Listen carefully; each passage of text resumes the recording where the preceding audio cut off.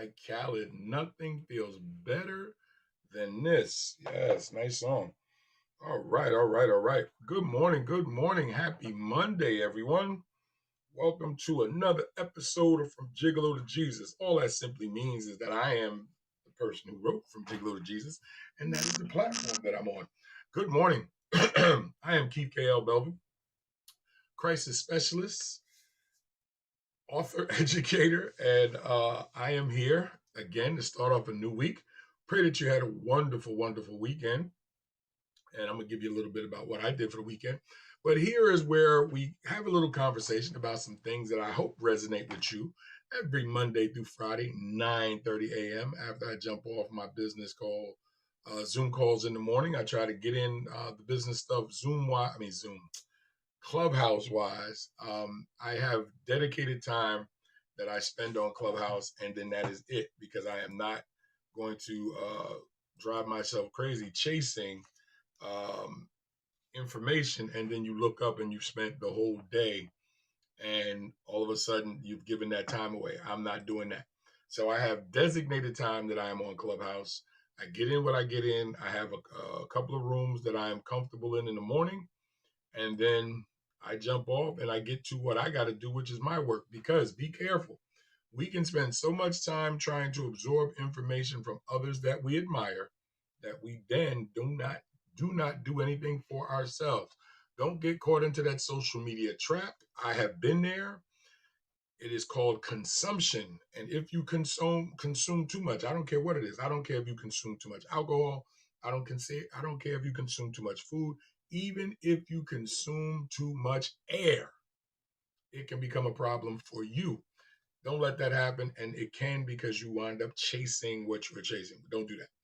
So this morning, I want you to like this, share this, and we're going to go with, since it's Monday, I'm only going to ask you to share with one person because it's the first day of the week. So I want you to share with one person. I am happy to be talking to you, but I want you to share this video with one person from your page to let them know that I am here, because I cannot help them if I don't know them. And I need you to make that happen because I want to try to bring value to them. And I pray that I am bringing value to you. All right. Also, let me give a shout out to the sponsor, Chef Danielle. She is on Instagram as BK Chef Danielle. Make sure you check her out. Here on Facebook, she is Danielle Chef Moore. But more importantly, she is the owner and operator of Ethel and Annie Mae's Soul Food Kitchen at 497 Albany Avenue, Crown Heights, Brooklyn. And guys, you guys in the New York area, my Brooklyn fam, go by and support this young lady. You in New Jersey, Connecticut, and you're passing in and out. If you're coming through New York, go to Brooklyn, go to Crown Heights, check out Chef Danielle, support her. And I'm going to tell you why. And I'm going to keep telling you why, not just because she's a sponsor, because of this reason here. And I've said this before. She is a sister who has grinded and grinded and grinded until she now has her own spot. No longer selling out the house, no longer selling on the street. She has her own business. The food is great. She is great. But more importantly, she's a woman of color defying the odds. And in a neighborhood that don't normally have a lot of us. When I say us, people of color.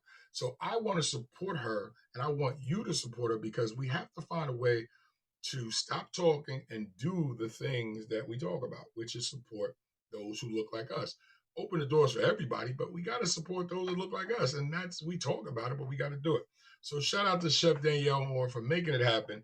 Check out Ethel and Annie Mae's Soul Food Kitchen, 497 Albany Avenue, Crown Heights, Brooklyn. If you go by Danielle Chef Moore's page on Facebook, BK Chef Danielle on Instagram, you will see the pictures. Ethel and Annie Mae also. And that's an N, not A-N-D. It is N. Ethel N, the letter N. Annie Mae's Soul Food Kitchen on Instagram as well. You will see the pictures. And make sure you ask Chef about the bench. Yes, ask her about the bench, because the elders have blessed that bench. I am so moved by the stories that she has already. The elders have given their nod of approval to her. Ask her about the bench. And I'm going to tell you something. Our elders have a communal connection with the ancestors. I believe that. And through our elders is how we should be learning, but many of us have gotten away from that. So check out Ethel and Annie Mae's Soul Food Kitchen. Make sure you talk to Chef about that bench. And I want you to watch her emotion because she gets emotional because it's real. All right, guys. So good morning, good morning, good morning again. And glad for you to be here. I had a whole different thing planned. I'm not even gonna lie to you. I know you might have saw the advertisement last night where I said I was going to talk about 5 things to dealing with crisis, but I changed that, and I'm gonna tell you why. Something came to mind last night and then confirmed again this morning to talk about forgiveness and forgetting. And this is an issue that creates a crisis or keeps a crisis going for many of us. And so I want to have that conversation because often when dealing with crisis, and as I told you, I'm a crisis specialist. Good morning, good morning, good morning. It comes up as anonymous Facebook user, so I can't see who's wishing me a good morning, but good morning. When I go back to take a look at the post, I will be able to see who offered me a good morning, and I'll be able to say it more directly. But good morning, and I appreciate you for saying good morning. Here's the thing. I just went on I look on there. Hey, Nissa, thank you, darling. Good morning, darling. Um, I wanna have this conversation because often as a crisis specialist, I hear folks say, um, "I can forgive, but I ain't never going to forget." I get it. I don't think we're ever going to forget people who have hurt us. So let me just say that because when I'm sitting in counseling sessions and I hear the animist and I hear the angst and anger that people come to the table with when they're explaining to me how they got hurt. And what I like to do is I like to go into the past and get the information, bring it forward so we can deal with it. The thing that I don't bring forward is the emotion if I can avoid it. I don't. And what I try to get the client to do is to leave the emotion there so we can just deal with the information. And then this way we can have a conversation.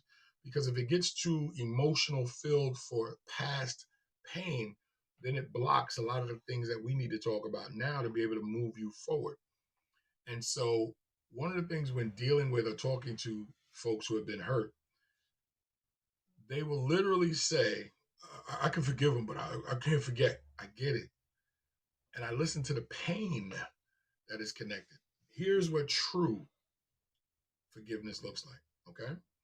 True forgiveness is where you say, I am going to forgive that person for what they did. Forgiving them means you are going to let that go. Now, nowhere does it say forget what a person did to you. That's how we learn. That's how we develop wisdom. Wisdom is the application of knowledge. Okay, we learn something, we come to know something. Wisdom is how we apply it. So, for many of us, we give verbal connection to the forgiveness part. We give the verb, I forgave him. But you can hear that there's a lot that has not been let go. True forgiveness is allowing it to go. I'm not ever asking anybody to forget. What I'm asking folks to do is let's learn together how to let go of the emotion from the pain that was caused. Now that's where the work starts. How do we do that? How do we sustain that? And for some, it's okay until they see the person. Some will think that they're in a good place until they are around the person. And then they realize that they weren't good. And part of that is because they didn't take into consideration what that would be like when they actually see the person. Or they may not have gotten as deep into the forgiveness as they thought they were. And it's very difficult, especially depending on how that person hurt you. And that's another reason why when we talk about closure, closure looks differently for every person. Some people don't need quote unquote closure where they need a formal designated style of I'm going to go and meet that person and tell them and that's it. No, not everybody needs that. Some people do. And this is why counseling helps. This is why speaking to a professional helps. All of you know I went to school. I have a master's degree in this, but one of the reasons why here in Delaware I'm studying to get my license, my licensed professional license, is because one, I want it. Two, because it means that I have to follow a code of ethics. I follow a code of ethics anyway because as a Christian counselor and as a certified marriage counselor, there's a code of ethics that I follow in it, which I'm used to because I'm also a certified educator and I'm a certified investigator because I was an investigator for the state of Delaware. So I have been licensed in many areas and I've had to follow a code of ethics in those areas, which means I had to learn and I had to show that I understand exactly what that is to be able to get the license. And just getting a degree was hard enough, just trying to make sure that I followed all the rules that was applied to me to get the degree. So getting a master's degree, like some people are like, okay, well, what's that mean? It means a lot because I had to put the work in to do it. But what that also means is that I am trained in understanding the things that I do. The license just means that I understand the rules for a particular state that I'm in. But I have a personal code of ethics as a Christian that I follow because I count that as important as the licenses. So when I talk to people, I bring that to the table because I want to be able to explain to them that I understand what I'm doing. And you need to be able to connect with somebody who understands what they're doing to be able to help you stop. And I'm not going to say stop going to your friends, but please, and I used to say this in the classroom, because when you teach health education to junior high school kids, listen, what you might hear in the classroom is crazy. But I used to tell kids, stop turning to your friends who's sitting in the same class as you, trying to get information from them that they don't know. And I literally would listen to some of the advice that other kids would give their peers. And trust me, when you have sex education class in an urban environment with kids between the ages of 12 and 14, you don't know what you may hear. And it is my job to correct that, my job to offer the balance as well as to be able to give insight so you can get it. With that said, when you've been hurt, I don't expect you to forget. What I would like you to do is start prepping yourself to be able to move forward. Because here's a belief that I have. When you are allowing someone who has hurt you from your past, and you now 5, 10, 15, 20, 30 years later are still hurting to a degree that you can't live your life the right way. This person has now continued to hurt you when they're not even in your life anymore. And in many occasions, that person that went on and is doing them. And as little Duval said, they're living their best life. And here you are dealing with the remnant of pain that they caused you. Now, I don't know who needs to hear this morning. I don't know who needs to think about this morning. But if this is resonating with you, put a 1 in the chat room. If you understand where I am right now, if you understand what I'm talking about, or maybe you are the person that I'm talking about, put a 1 in the chat room and let me know that you get it. Rock with me this morning. Put a 1 in the chat room and let me know. And if you're watching on replay, first of all, put hashtag replay so I know you're coming back after the fact, so I'm not feeling bad that I missed you on the day that I actually did the video. And then put a 1 if you understand it, because we all get hurt. We all have been in some type of crisis, and some cases trauma. And so, okay, now you acknowledge your hurt. And I put that up as a meme today, that we have to acknowledge our pain. That's one of the first things. Acknowledge that you're in pain. Thank you so much for that oneness. I appreciate you, darling. That's my girl, Chubby Nina. Y'all ain't see Love Jones, you're never gonna understand. Oh, me and Nissa got a thing. Y'all not gonna understand. I'm not gonna explain it to you. If you see Nissa, you can ask her about it because I'm not saying nothing. I'm Chubby Darius, and I'm not gonna tell you what that means. Darius Love Hope, that's my man. But and the reason why I bring that to the table is because what I'm trying to get you to understand is you have to say to yourself, I want to move forward. You have to want to move past the pain.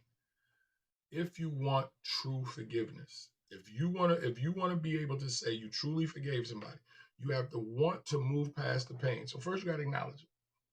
You got to acknowledge that the pain exists. You got to acknowledge what was done to you. You have to acknowledge that it was wrong. And you have to acknowledge whatever role you played in it. If you played no role in it, acknowledge that. If you played a role in it, acknowledge that. We have to acknowledge it, not dwell, acknowledge it. Then we have to start working together to move you forward. Let's start looking at who you are now. Let's start looking at what you're trying to do. Let's start looking at ways to heal. For you, it might be facing that person to be able to have a final say that you hurt me back then. You may need an apology. But here's what I want you to understand is that anytime you connect what you need to what someone else may do, you may not get that. So I try to focus more on what you can do for you.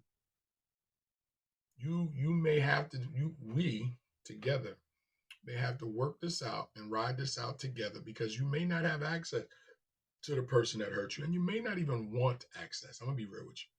Some doors you leave closed and we'll just go forward. Come on, let's go. We're not going back there. I got you now. And now we start the prepping, as I said. Now once we do that, we got to put the work in. We have to put the work in to now start building up what's missing. Why do you hold on to that pain? What are you feeling? And the reason why you see my hashtag, bring me your pain, is because I don't want to misuse your pain. I want to use it in a way that I take it. Let me hold it. It's not going to hurt me. I'm a big guy. I'm good. Let me hold it while you get yourself together, while you react with being next to somebody who's not trying to hurt you, male or female. Now, I find with men, it's interesting. Men literally will fight the healing. Women, it's a little more different. I don't know if I'm going to trust again.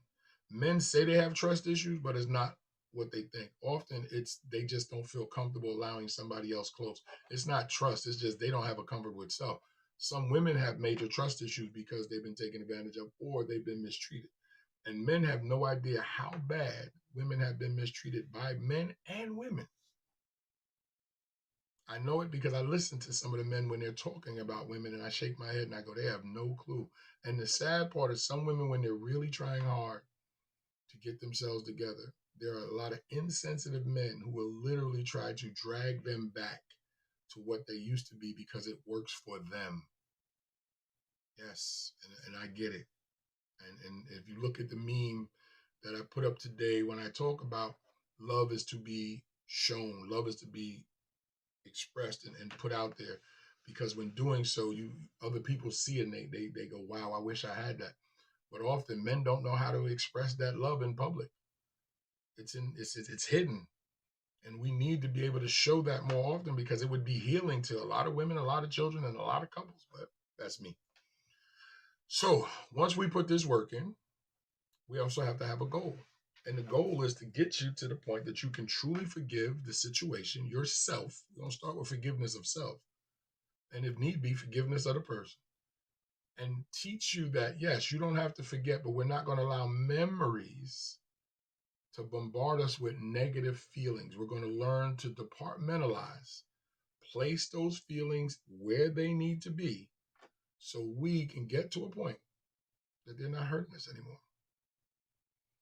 And it is tough. As a former cheater, as a former whore, all of those things, I had to learn where that was coming from in me. I am working on I'm rewriting my book From Gigolo to Jesus. And as I am doing that, I am coming to the reality that I do understand where a lot of my behaviors came from. And it wasn't that I didn't already know. It's just looking at who I was now through these eyes, through a counselor's eyes, a solid mental health professional. I realized that a lot of things that I did at 12 and 13, like giving away my virginity, put me in a position to become hypersexually, as well as being sexually abused. I didn't realize how bad that was until I actually started thinking about it. In these last 10 years, I realized that was the thing that pushed me into a situation, because I'm literally out here trying to prove to myself that I am not gay. No, I was nowhere near gay. I was abused. And when you're abused by a family member, it makes it even worse because you don't feel you can tell anybody. And then when you have family members that have admitted to being abused and you see how they are treated, you then get quiet because you go, you're not going to treat me like that. So now you have this impacted in you, and it then comes back out in other ways. Hypersexuality is an offshoot of internal pain, especially if it is of a sexual nature that you were wronged. So when we see some women who are hypersexual, we want to call them hoes, not understanding that they may not have been treated the right way when they were younger, and this is an offshoot of never healing. And if we don't have these conversations, and if we don't sit down and talk, and fellas, if you're watching this, and ladies, again, tag one person that you think needs to hear this, you have no clue how many women have been abused and how often they've been abused and who they've been abused by. Now, I'm not knocking men being abused because men have been abused too, but nothing at the rate like some women. And if you are a full-figured sister who is a full-figured girl, you had grown men treating you like a grown woman if they could get away with it. And some women will never tell the man that they're with now, will never bring it up because they've been able to manufacture a whole life behind pushing that into the background and just going forward. The problem with that is that if it was never dealt correctly, it manifests into other behaviors, which then when they come to the table, you have those conversations of, I don't know why I do this, or I don't know why, or I don't trust, or I don't like being around men. And a lot of things that if you listen to it, there's something to it. But often because we have these conversations where people are not trained to listen, it does make the situation worse. So we don't get to the point of true forgiveness.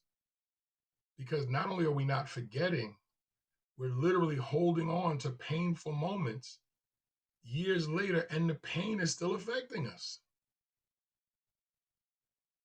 See, forgiveness and forgetting are not mutually exclusive, they're connected. You have to be able to forget certain things, keep the memory, but let certain things go to get to true forgiveness. Now, my Christian brothers and sisters, here's what I find very interesting about my church folks. The whole basis, the whole foundation of our faith is the forgiving of our sins. The whole basis of the Christian faith is that Jesus came, sacrificed his life as a way for us to be forgiven for our sins. And who are some of the most least forgiving people on the planet? Christian brothers and sisters. How is that possible when our whole foundation is on forgiveness? Our whole deity, the whole God principle of the Christian faith is based on forgiveness. But yet you have church folks who won't forgive, won't forget at all, and are petty. Petty. Beyond petty. And the sad part of it is leadership. Church leadership. Actually, I did a whole piece on church hurt, and I do when I speak. I have a whole platform on church hurt. That church hurt shouldn't even be a thing. But not only is it a thing, whole books have been written on church hurt. And here's what I found about church hurt. I don't mean to get off the subject, but I want to say this. Many of the most strongest atheists, some of the most strongest folks you will see on social media who's anti the Christian faith, if you listen, they will say, I came up in the church. If I'm wrong, put it in the chat. And if I'm right, put a deuce in the chat. Put a 2 in the chat if I'm right. If I'm right, put a 2 in the chat room. That many of our atheist brothers and sisters, I know because I got a few of them on my page that I'm cool with. They cool with me. Who will literally say, Brother KL, Big Dog, Keith, KL, whatever you want to call me. I used to be a Christian. I used to be a member of the church. I came up, my mother and father were, whatever.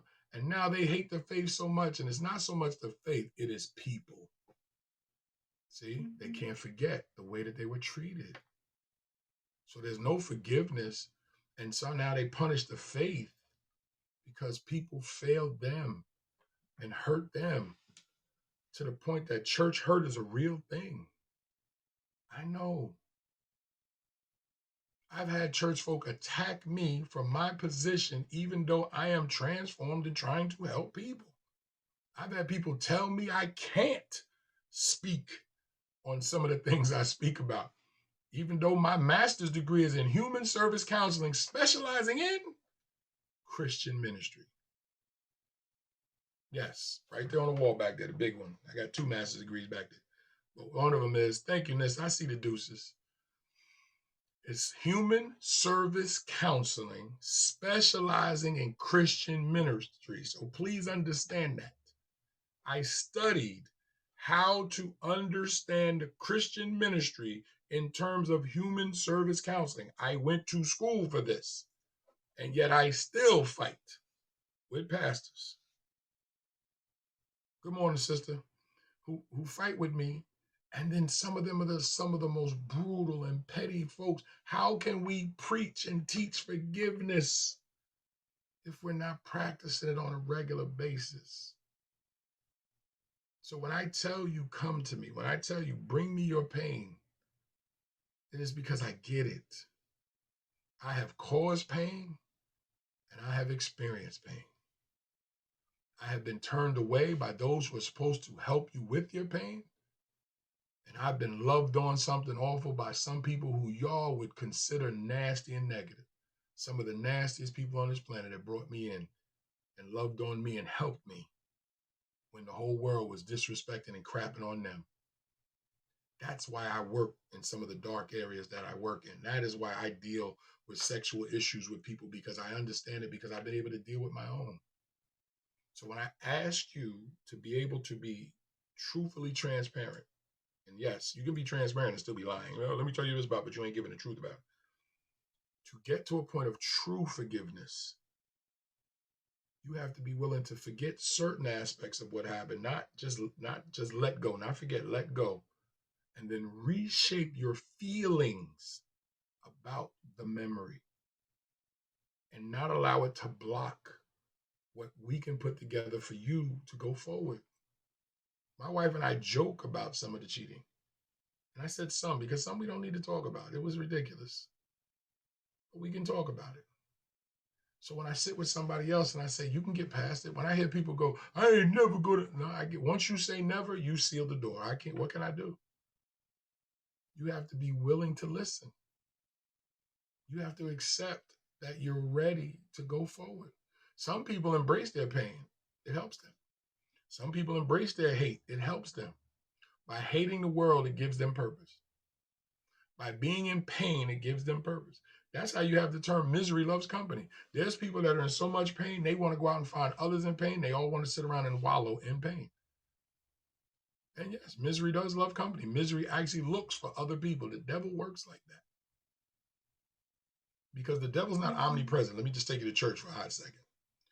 What I mean by the devil's not omnipresent, meaning he can't be here in Delaware and in New Jersey or in New York and California at the same time. He cannot be. God can, but he can't. But his influence can be in all those places. He can influence people to act a certain way in California, New Jersey, New York, Delaware, that many of us start to do the work of evil on our own. So hence when somebody says, you should forget that. It happened so long. No, I'm not forgetting it. I'm never going to forget it. And I hate him, and I hate his wife, and I hate those kids, and I hate anybody that look like him. And then when a sound person says, but how is that helping you? I don't care. It's not helping me. And if I get the chance, I'm going to destroy them all. Same thing with men. I never forget what she did to me. Bruh, she done so long ago. She already remarried and everything. I don't care. And if I get the chance, I'm hurting him too. Bruh, he wasn't even around when y'all. I don't care. See, once you start to get the I don't cares and they're embracing the hate, listen to what they sound like. The devil ain't got to do nothing. You doing it for him. And you see it every day. Children hurt because a person cannot let go of their pain. People killed over stuff that happened 10, 15, 20 years ago because the person can't let go of their pain. They cannot forget the pain. They cannot forget what happened. So there's no true forgiveness there. And the crazy part is a lot of these people sit in church every Saturday and Sunday, sit in the mosque every Friday and Sunday, sit in the synagogue every week. Call out to whatever deity they believe in. Leave the synagogue, leave the mosque, leave the church, and the hate comes right back. So they take the hate off like a coat, hang it up as they walk into their holy building. Praise out to their faith with fervor. Know every scripture, every Torah verse, every surah. And then as soon as they leave, put their hate bag on and hit the streets and dare a person to run into them. Can't happen, guys. And I see that it is 10 o'clock, and I'm trying to make sure I stay right around a half an hour. I don't know who needed to hear this morning.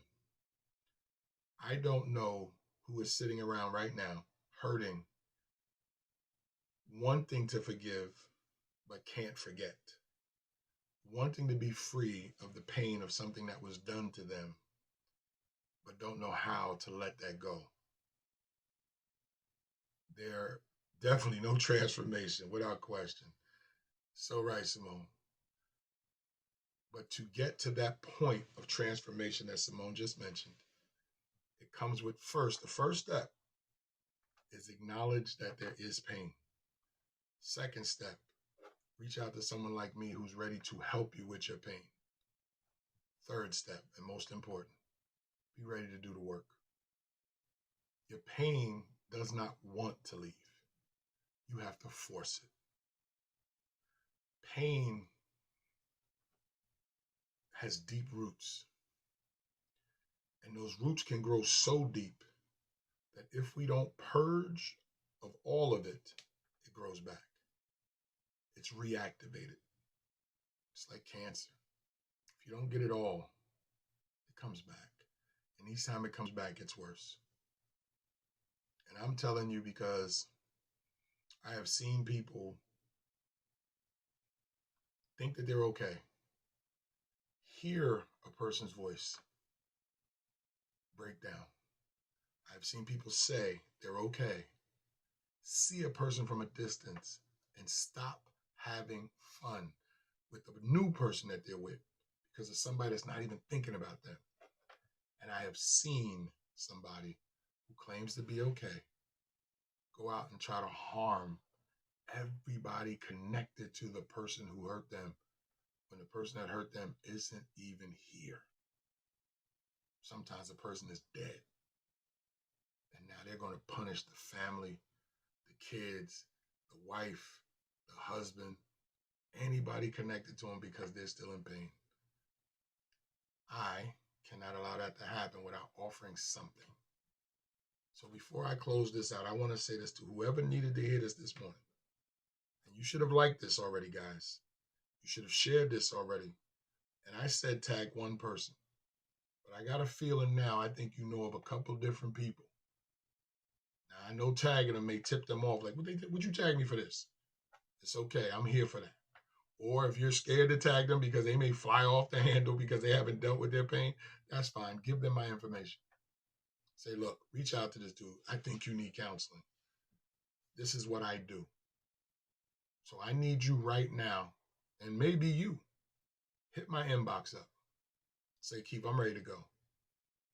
I think I'm ready for counseling. Even if you're not sure, let me know. I'll send you a link and you can fill out some of the forms and we can get started. You can fill out everything that you need and we can get this started. Even if you're not sure, even if it's a maybe, reach out. We'll figure it out. Because I am here to help you, but I cannot. I can come down into the darkness with my candle and try to help you, but if you blow my candle out and I relight it and you blow it out again, then I got to leave you the way you are. I cannot help you if you don't allow me. I need you to hold your candle up so I can reignite your candle and we can get up out of this darkness together. And once I get you out of this darkness, I leave you with your lit candle. Because now I got to go find another dark hole to climb in to find somebody else and help them. But if you don't want to come out of the dark hole, can't nobody come in and get you. Look what God says. Now pay attention. Faith without works is death. Please pay attention. Faith without action gets you nothing. So the same thing here. I can offer to counsel you all I want until you say, Keith, I want to work with you. I can't do anything to help you other than what I'm doing right now. And I pray this is helping.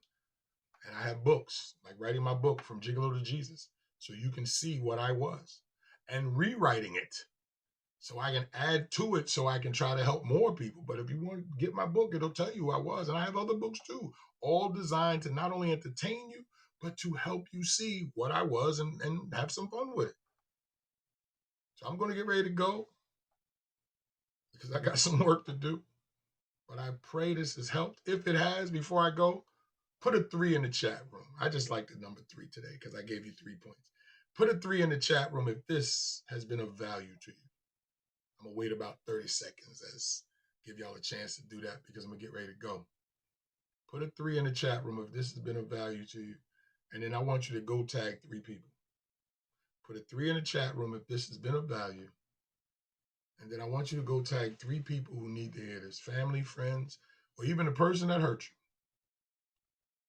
We can fix this. But before we do that, I ask you to bring me your pain. Why do I tell you bring me your pain? Because I cannot take it from you. You have to give it to me. And I'm asking you for it. I'm asking you. Thank you for the 3, Nissa. I'm asking you to give me your pain. I'm not going to take it and give you more pain. No. I'm going to take it from you and then hold your hand and say, come on, let's go to another place. Let's get to a safer place where you can be all that God created you to be without that pain. Now, I'm not asking you to forget anything. What I'm going to ask you is to work with me so we can push that to the background where it doesn't hurt you anymore. And you'll be able to tell somebody, oh my God, this dude I used to talk to, oh, he did me dirty, but I'm good. Actually, I'm glad he did it because it pushed me in this direction.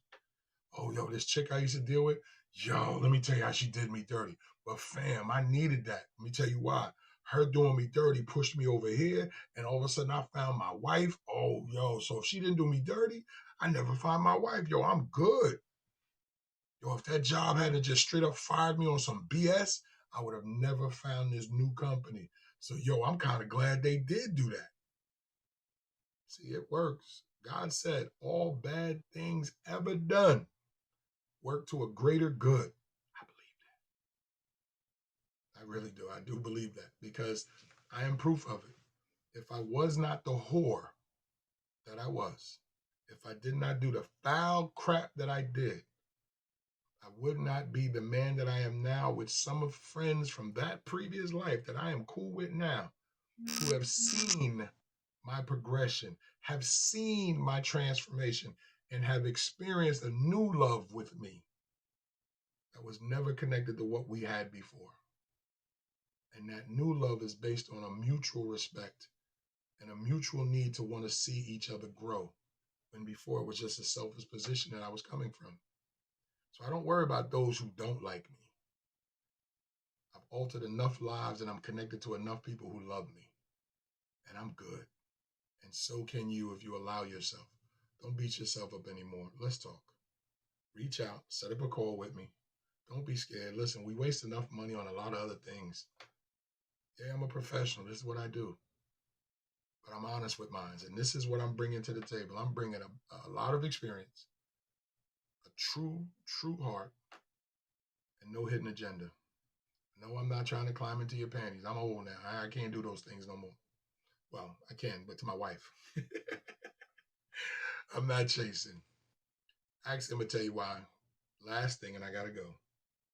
The reason why I do what I do is because I live with the idea that I messed up for so long. I pray God gives me enough time to make amends for what I did.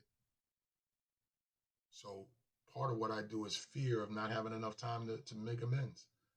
The other is that I know there's people hurting because I see it. Let's be honest, true is plenty enough for those who love. Yes, and I appreciate that, Nissa. And you are one of those people. I have no problem saying that. Nissa is somebody who I have been connected to for so long, and I love her to death because she's real, has always been.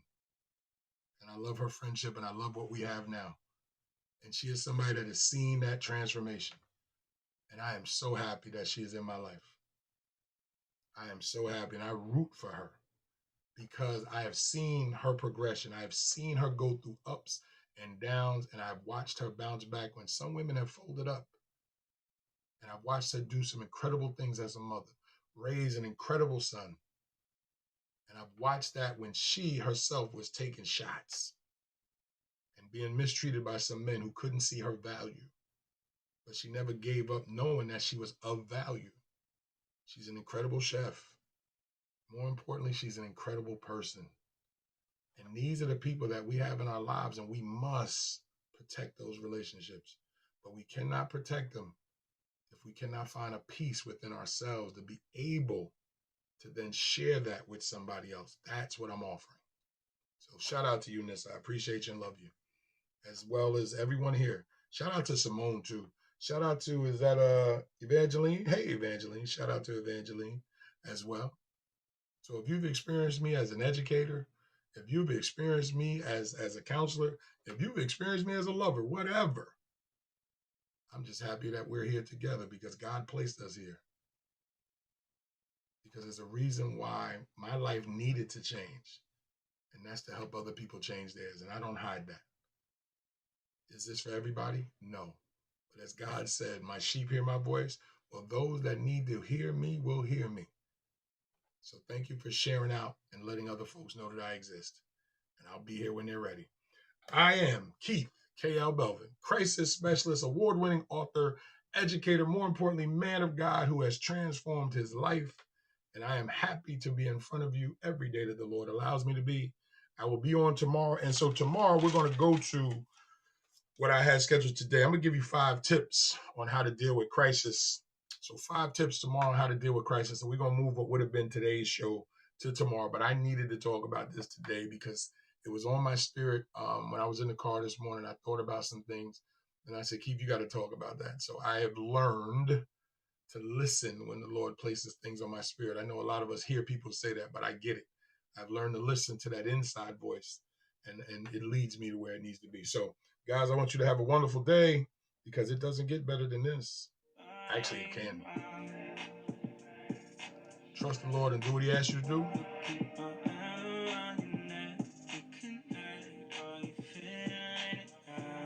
Love this song, by the way.